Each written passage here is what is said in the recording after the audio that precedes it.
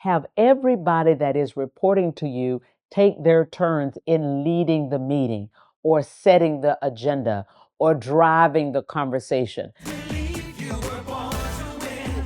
It's your right to win. Claim it, frame it, 'cause you were. Leading a remote team can be very effective if you have a game plan. The first part of your game plan should be making sure that you physically go out to meet everybody that's on your immediate team. Now, if you are a leader of 20,000 people around the world, obviously I am not advocating that you try to go meet 20,000 people around the world, but there's probably 5 or 8 people that are in these remote locations that are reporting up to you. Make it your business to go to each one of those leaders, especially as you are ascending into that leadership seat. You want to understand who they are, what their aspirations are, what their plans are for the team or the department they are leading. You also want to understand how you can be helpful and how you can invest in their success as a leader and in their success with respect to putting points on the board, no matter what they are responsible for.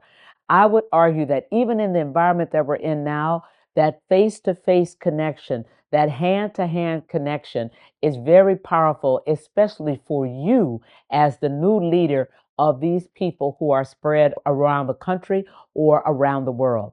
The second thing you want to do is to make sure that you are establishing a regular cadence of meetings for your teams. They ought to know that every Monday at 9 o'clock, there's going to be a global meeting, or they ought to know that every Wednesday at 2 p.m., there's going to be a global meeting. And one is about strategy, one is about execution, one is about debriefing or talking about the case studies of the wins or the losses that you all have had.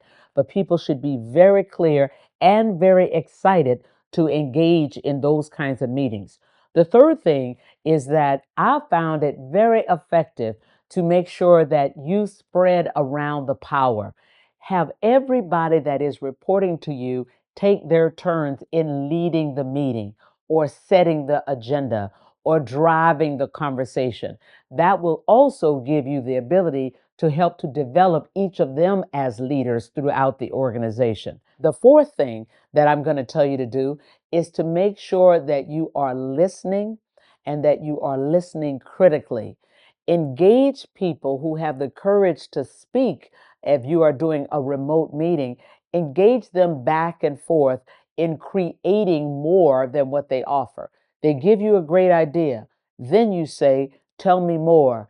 Then you say, have you thought about these 3 things? Then you say, have you connected with A or B? Love the idea. Let's push it forward. Do these 2 or 3 things that we've talked about, and let's bring it back to the group next week. Those kinds of things get people excited. The next thing that I'm going to tell you to do is recognize people who have done things well. You want to recognize people every time you get your group together if they've had a major client win or they've had a major revenue win.